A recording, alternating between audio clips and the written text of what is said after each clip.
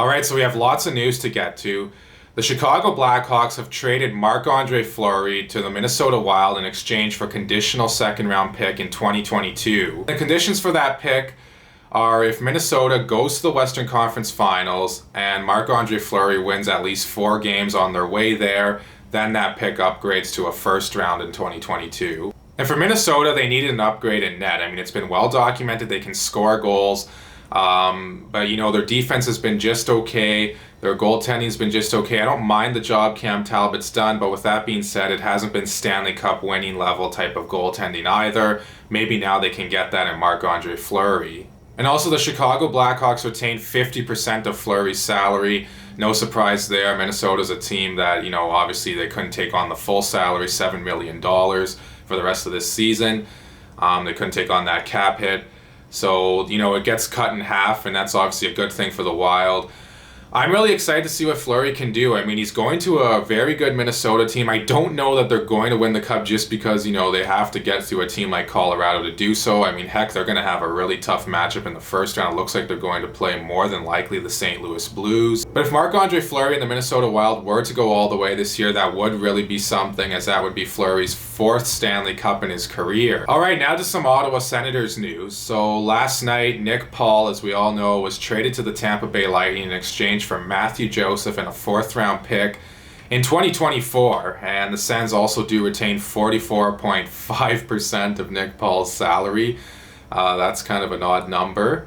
I was a little disappointed with the return. Don't get me wrong, I think Joseph is a very effective player. He's a guy who's very fast. He almost reminds me maybe of like an Alex Formenton, but in a less skilled version. I think Formenton probably has better hands than Matthew Joseph.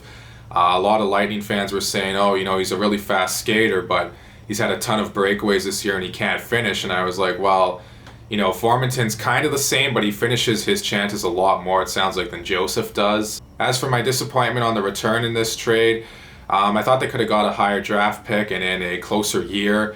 Maybe like a second in 2023 or in 2022 even. I'm not sure if the Lightning have those picks available. I'd have to check, but I think the Sens could have done better for themselves in this trade. I mean, they even retained 44.5% of Nick Paul's salary. You look at what some of the other trades were like around the league, like Ben Sherratt getting Montreal a 1st round pick in this year's draft, and a decent prospect as well.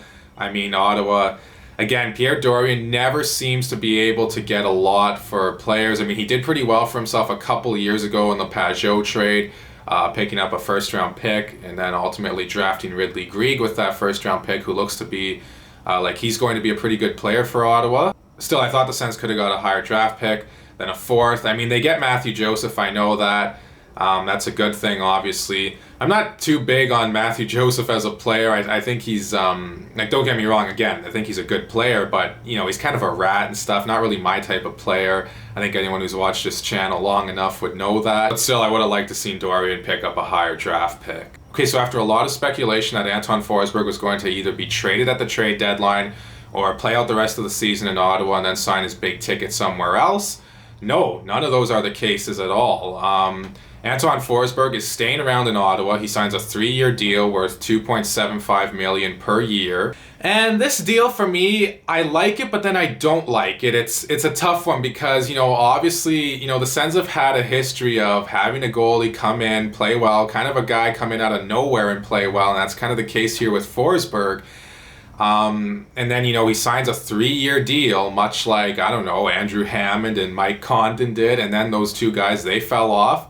But hopefully the 3rd time is a charm here, and Anton Forsberg will finally be for real.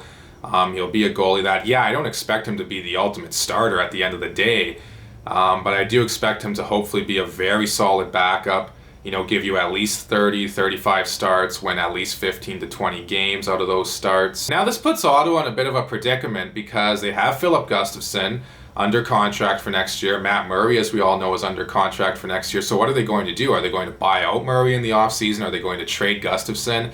I can't imagine them going into camp with 3 goalies on NHL level deals. I don't think Ottawa wants to just lose Gustafsson on waivers for nothing. It would be a lot more wise of them to trade him and actually get something for him. Remember, this was a guy that was a part of the deal that sent Derek Brassard to Pittsburgh 4 years ago. And Gustafsson at that time was kind of looked at as the goalie of the future.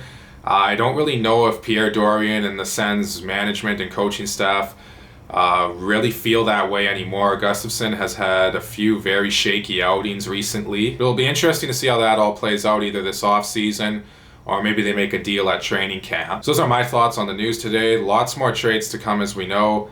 Please like and subscribe and share this video. Thank you all so much for watching, and I'll talk to you again soon.